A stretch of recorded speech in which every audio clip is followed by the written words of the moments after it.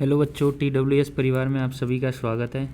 तो बच्चों, इस क्लास में हम लोग कर रहे हैं क्लास 10th की जो है मैथमेटिक्स। ये क्लास बच्चों डॉक्टर मनोहरे बुक जो NCERT बेस्ड है उस पर आधारित होती है, ठीक है।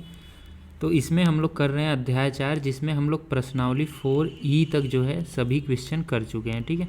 तो आज उसके आगे करने वाले हैं द्विघात समीकरणों के अनुप्रयोग, जिसमें हम लोग प्रश्नावली 4F के क्वेश्चन करेंगे और देखेंगे कि द्विघात समीकरण द्वारा किन किन क्वेश्चनों को किस तरीके से सॉल्व किया जाएगा, ठीक है। तो चलिए आइए शुरू करते हैं प्रश्नावली 4F, ठीक है। इसमें सबसे पहले हम लोग लेते हैं 4F का पहला क्वेश्चन। देखिए क्वेश्चन क्या है, दो क्रमागत सम संख्याओं का गुणनफल जो है 528 दिया हुआ है, तो संख्याएं ज्ञात कीजिए, ठीक है। तो इसमें हम क्या करेंगे कि हम मान लेते हैं कि जो है हमारी जो सम संख्या है पहली वो x हो जाएगी। ये हम सम संख्या मानते हैं, ठीक है। यक्स जो है सम संख्या है, मतलब x का मान 2, 4, 6, 8 ऐसा कुछ हो सकता है, सम संख्या ही हो सकता है, ठीक है। तो अगली जो है सम संख्या क्या हो जाएगी, चूँकि क्रमागत सम संख्याएं लेनी है तो आप ये देखेंगे, मान लीजिए कि 4, 6, 8, 10, 12 ऐसे सम संख्याएं हम लेते हैं। तो देखिए सम संख्याओं के दो क्रमागत सम संख्याओं के बीच में कितने का डिफरेंस आता है, 2 का डिफरेंस आता है। इसलिए हम जब अगली संख्या मानेंगे तो उसमें 2 को ऐड कर देंगे, जो हमने माना है संख्या, ठीक है, उसमें 2 को ऐड कर देंगे।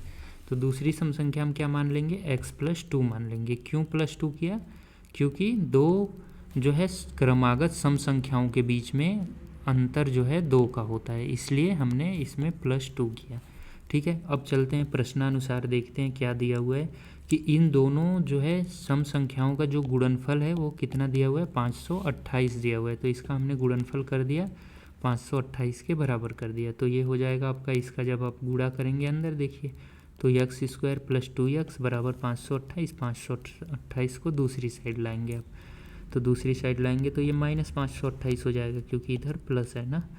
तो अभी ये जो है इसको ऐसे दो पार्ट में तोड़ेंगे कि इस 528 को कि जोड़ने या घटाने पर 2 और गुणा करने पे 528 ही आनी चाहिए, ठीक है। तो इसको तोड़ने के लिए मैंने आपको बताया था कि अगर आप कोई बड़ी संख्या हो तो आप नहीं कर पा रहे हो तो आप उसका LCM निकाल लेंगे, तो आसानी से आप लोगों को वो जो है तोड़ने में आपको आसानी होगी, ठीक है। तो LCM इसका करके देख लेंगे तो ये जो है 24x - 22x, 24 × 22 आप करेंगे तो 528 ही आएगा, ठीक है। तो 24x - 2x बराबर -528 बराबर 0। अब इसमें से x को कॉमन लिया तो x + 24 बच गया, और इसमें से ये जो सेकेंड पार्ट है इसमें से -22 22 कॉमन ले लिया तो x + 24 आ गया, ठीक है। अब x + 24 को पूरे में से कॉमन ले लेंगे तो ये बच जाएगा x - 22। अब अगर x + 24 बराबर 0 करेंगे तो x बराबर -24 हो जाएगा, ठीक है। तो दूसरी संख्या क्या हो जाएगी, इसमें +2 करेंगे तो -22 हो जाएगी। एक तो आपका ये भी आंसर हो जाएगा। क्यों, इसमें कुछ ये नहीं कहा है कि आपको धनात्मक पूर्णांक बताना है या ऋणात्मक पूर्णांक बताना है, तो आपका ये भी आंसर हो जाएगा। और फिर x - 22 बराबर 0 आप करेंगे तो x बराबर 22 आ जाएगा। और दूसरी संख्या फिर क्या माना था हमने, x + 2, तो दूसरी संख्या x + 22 + 2 हो जाएगा तो 24 हो जाएगा, ठीक है। तो आपका ये भी आंसर हो जाएगा और ये भी हो जाएगा, ठीक है। ये आपके आंसर हो जाएंगे, ठीक है।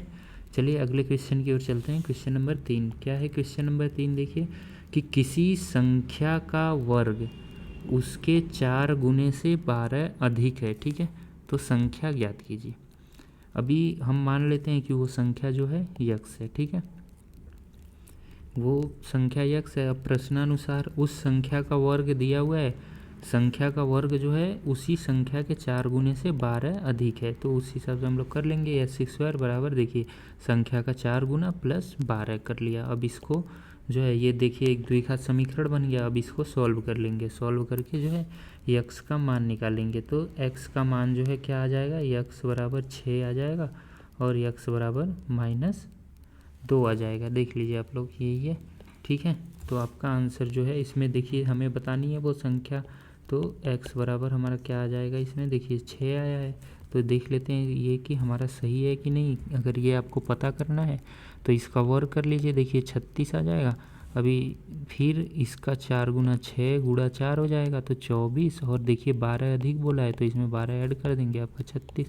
इसका मतलब हमारा ये आंसर ठीक है, ठीक हो जाएगा। तो हमारा क्या आ जाएगा आंसर, x बराबर 6 आ जाएगा। ठीक है, इसमें देखिए आपको क्वेश्चन नंबर 2 जो है क्वेश्चन नंबर 1 के जैसा ही है, तो आप लोग ट्राई कीजिएगा, अगर नहीं होता है तो इसको अगले क्लास में करवा दिया जाएगा। ठीक है,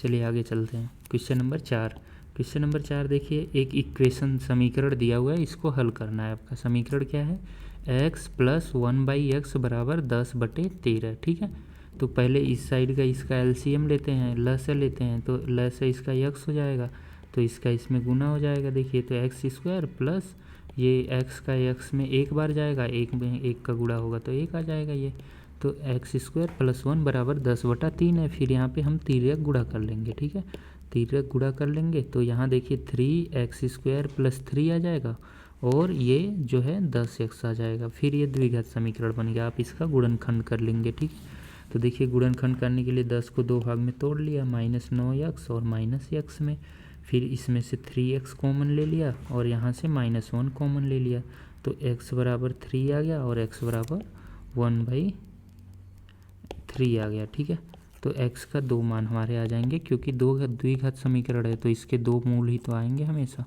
तो x बराबर 3 और 1/3 आ गया। ठीक है, चलिए आगे चलते हैं। अगला क्वेश्चन देखिए, इसमें भी एक इक्वेशन दिया हुआ है, समीकरण दिया है, इसको हमें सॉल्व करना है। क्या है समीकरण, देखिए √x² प्लस 2x बराबर 1। ठीक है, इस टाइप का अगर कोई भी इक्वेशन दिया हुआ हो तो जो भी संख्या करड़ी में है उसको एक साइड कर लेंगे, और जो करनी के बाहर है उसको दूसरी साइड कर लेंगे। इससे क्या होगा कि हम दोनों पक्षों का जब वर्ग करेंगे तो करड़ी जो है हमारा हट जाएगा, फिर उसके बाद हम लोग आसानी से अपने क्वेश्चन को कर पाएंगे। ठीक है, चलिए करते हैं। तो देखिए इसमें से ये 2x को इस साइड लेकर आएंगे, तो 2x को इधर लाए तो ये -2x हो गया। आप दोनों पक्षों का वर्ग कर देंगे, तो √x² बराबर 1 - 2x का होल स्क्वायर।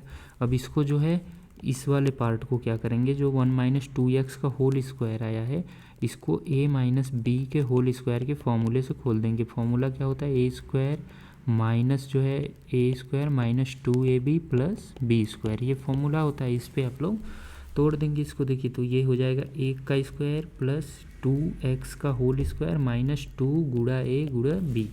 ठीक है, और √x का स्क्वायर क्या हो जाएगा, √x गुणे √x, ये होता है x, आप लोग को पता ही है। ठीक है, तो ये x हो जाएगा। फिर देखिए ये द्विघात समीकरण बन गया आसानी से। ठीक है, अब इसको आप लोग सॉल्व कर लेंगे, गुणनखंड करके x का मान निकालेंगे। तो यहाँ पे हमारा x का मान जो है एक 1 आ गया और एक 1/4 आ गया। ठीक है, तो इस प्रकार से इस क्वेश्चन को कर लेंगे। चलिए अगले क्वेश्चन की ओर चलते हैं। क्वेश्चन नंबर 6, क्या है क्वेश्चन नंबर 6 कि किसी धनात्मक संख्या और धनात्मक उस संख्या का जो है वर्गमूल का योग जो है 12 है, तो संख्या ज्ञात कीजिए। ठीक है, तो मान लेते हैं वो धनात्मक संख्या क्या है, यक्स है। ठीक है, तो ये अब प्रश्नानुसार देखते हैं, उस संख्या और उस संख्या का वर्गमूल का योग जो है 12 दिया हुआ है, तो x प्लस √x बराबर 12 ये दिया हुआ है। तो अभी मैंने बताया कि इस टाइप के क्वेश्चन को हल करने के लिए जो चीज़ करड़ी में होती है उसको एक साइड और सभी संख्याओं को दूसरी साइड कर लेते हैं हम लोग। ठीक है, तो √x और x को दूसरी साइड लाएंगे तो 12 - x हो जाएगा, फिर दोनों पक्षों का वर्ग कर देंगे, तो √x का वर्ग जो है x हो जाएगा, और इसमें a - b के होल स्क्वायर के फॉर्मूले से इसको खोलेंगे, तो 12 का वर्ग 144 प्लस x² - 2ab। ठीक है, अब देखिए x को जो है इस साइड लेकर आ जाएंगे तो ये -x हो जाएगा इधर आके। ठीक है, ये देखिए इधर आया तो ये -x हो गया। अभी -24x -x -25x हो जाएगा। फिर ये देखिए द्विघात समीकरण बन गया आपका। फिर इसको अब हम लोग सॉल्व कर लेंगे। ठीक है, 25 को 2 भाग में तोड़ लेंगे तो -16x -9x ऐसे करके। ठीक है, तो ये देखिए x -16 और x -9 आ गया, तो इसके x का मान एक आ जाएगा आपका 16 और एक आ जाएगा आपका 9। ठीक है, तो ये आपका आंसर। अभी देखिए अब आपका जो धनात्मक 2 यहाँ पे संख्याएं आ गई आपकी, एक आ गई 16 और एक आ गई आपकी 9, ये आपका हो जाएगा x = 9 आपका ये आंसर। ठीक है, इस प्रकार से इस क्वेश्चन को कर लेंगे। ठीक है, अब चलते हैं क्वेश्चन नंबर 7 की। और क्वेश्चन नंबर 7 क्या दिया हुआ है, किसी संख्या और उसके व्युत्क्रम का योग 4 है तो संख्या ज्ञात कीजिए। ठीक है, तो वही सबसे पहले हम मान लेंगे कि वो संख्या जो है यक्स है। अब प्रश्न के अनुसार देखेंगे कि उस संख्या और उसके व्युत्क्रम, व्युत्क्रम का मतलब होता है उल्टा। जैसे कोई संख्या है यक्स तो उसका व्युत्क्रम हमें निकालना होगा तो 1/x लिख देंगे। ठीक है, तो देखिए ये है संख्या और उसका ये व्युत्क्रम, इसका योग जो है 4 दिया हुआ है। फिर से इसका लसागु ले लेंगे, फिर x² + 1 = 4 ये हो जाएगा। फिर तिर्यक गुणा कर लेंगे इसका, तो ये देखिए फिर x² - 4x + 1 ये जो है हमारा द्विघात समीकरण बन गया। फिर इसको जो है देखेंगे कि आप लोग गुणनखंड विधि से हल करेंगे तो आपको हल करने में थोड़ी प्रॉब्लम होगी, तो इसलिए हम श्रीधराचार्य का जो अभी फॉर्मूला करवाया था मैंने पिछली क्लास में, उससे आप लोग इसे सॉल्व कर लेंगे तो आसानी से सॉल्व हो जाएगा। ठीक है, तो वो फॉर्मूला क्या था, x = -b ± √b² - 4ac/2a। और इस समीकरण की तुलना जो है ax² + bx + c = 0 से करने पर a का मान ये, b का मान देखिए -4 और c का मान 1 हो जाएगा। ठीक है, अब यहाँ पे a, b और c का मान हम लोग रख देंगे। a, b और c का मान रख के देखिए सॉल्व कर लेंगे तो ये क्या हो जाएगा 4 + -√16 - 4। ठीक है, बटे 2। इस प्रकार से ये जो है 16 - 4 करेंगे तो √12 आ जाएगा। ठीक है, अब 12 को देखिए, 12 को हम लोग 4 × 3 लिख सकते हैं और 4 को 2 × 2 लिख सकते हैं। तो ये जो 2 × 2 है ये करड़ी से बाहर आ जाएगा, 1 2 बाहर आ जाएगा। ठीक है, √2 × 2 तो ये 2 हो जाएगा। ठीक है, 2 करड़ी में 3। ठीक है, अब आप इसमें से क्या करेंगे, पूरे में से ऊपर जो अंश है, अंश जैसे ये है 4 ± 2 करड़ी 4 ± 2 करड़ी में 3 है। अब अंश में से 2 कॉमन ले लेंगे तो 2 ± करड़ी में 3 बच जाएगा। ठीक है, अभी ये 2 2 से कट जाएगा तो हमारा क्या बच जाएगा, जो 2 अभी हमने कॉमन लिया था तो 2 ± करड़ी में 3 बच जाएगा, और ये 2 हमने अभी कॉमन लिया था तो 2 2 से कट जाएगा तो 2 ± करड़ी में 3 बच जाएगा। ये आपका हो जाएगा आंसर। ठीक है, देखिए तो यक्स का मान हमारा क्या आ गया 2 ± करड़ी में 3। तो इसको आपको जैसे 2 मूल आएंगे ना इसके, तो एक हो जाएगा 2 + करड़ी में 3, दूसरा हो जाएगा 2 - करड़ी में 3। यही आपका आंसर आ जाएगा। ठीक है, चलते हैं क्वेश्चन नंबर 8। क्वेश्चन नंबर 8 क्या दिया हुआ है कि 2 संख्याओं का योग 13 है और उनके वर्गों का योगफल 89 है तो संख्याएं ज्ञात कीजिए। ठीक है, तो पहली संख्या जो है मान लेते हैं 13। अब दूसरी संख्या क्या मानेंगे, देखिए दोनों संख्याओं का योग जो है 13 है। ठीक है, तो दूसरी संख्या जो है, पहली अगर संख्या यक्स हो गई तो दूसरी संख्या 13 में से जो घटा देंगे पहली संख्या को तो दूसरी संख्या आ जाएगी। ठीक है, तो इसलिए दूसरी संख्या को हम मान लेंगे 13 - यक्स। ठीक है, अब प्रश्न के अनुसार देख लेते हैं कि उनके वर्गों का योगफल क्या दिया हुआ है, 89 दिया हुआ है। ठीक है, तो उनके वर्ग कर लेते हैं, पहली संख्या का वर्ग प्लस दूसरी संख्या का वर्ग बराबर 89। ठीक है, अब इसको a - b के होल स्क्वायर के फॉर्मूले से तोड़ लेते हैं। ठीक है, खोल लेते हैं तो 13 का वर्ग प्लस x² - 2 × 13 × x बराबर 89। इस प्रकार से x² + 169 प्लस x² - 26x बराबर 89। ठीक है, अब ये देखिए द्विघात समीकरण आपका बन जाएगा। ठीक है, द्विघात समीकरण बन गया, फिर इसको आप लोग जो है सॉल्व कर लेंगे गुणनखंड विधि से। ठीक है, फिर x - 8 बराबर 0 किया तो x बराबर 8, या 2x - 10 बराबर 0 किया तो x बराबर 5। तो x के जो है 2 मान आ गया। ठीक है, एक आ गया 8, एक 5, तो एक आपकी संख्या क्या हो गई 8 हो गई, दूसरी संख्या क्या हो गई 5 हो गई। ठीक है, चलिए अगले क्वेश्चन की ओर चलते हैं। Question number 9। क्वेश्चन नंबर 9 क्या दिया हुआ है, किसी संख्या और उसके व्युत्क्रम का योग जो है 2 सही 1/20 होता है तो संख्या ज्ञात कीजिए। तो सबसे पहले ये सीख लेते हैं हम लोग कि 2 सही 1/20 को जो है ये सही बटा में इसको भिन्न के रूप में आप कैसे लिखेंगे। तो इसको लिखने का ये तरीका होता है कि इसका गुणा आप यहाँ पे दी हुई संख्या से करते हैं, फिर इसमें ये जो अंश होता है उसको जोड़ देते हैं। तो यहाँ पे क्या हो जाएगा, देखिए 20 दूना का 40 प्लस 1 41, तो ये 41 और बटा में जो होता है हर को वैसे ही लिख देते हैं 20। ठीक है,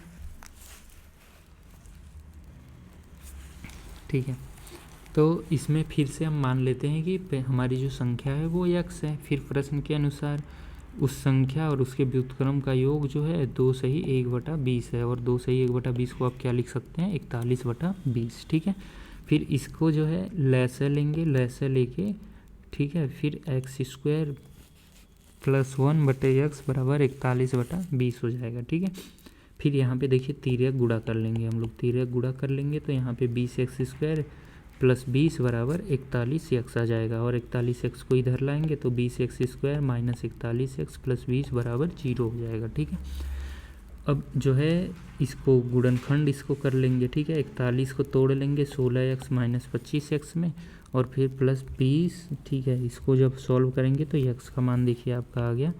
गुणनखंड तो आप अब तक आप लोग सीख ही गए होंगे, क्योंकि आपको गुणनखंड के ऊपर कई क्लासेस ली जा चुकी हैं ना, तो गुणनखंड मैं मानता हूँ कि आप लोगों को बहुत ही अच्छे से आता होगा। तो x का मान जो है 4/5 और 5/4 आ जाएगा। ठीक है, तो x के ये 2 मान हो जाएंगे।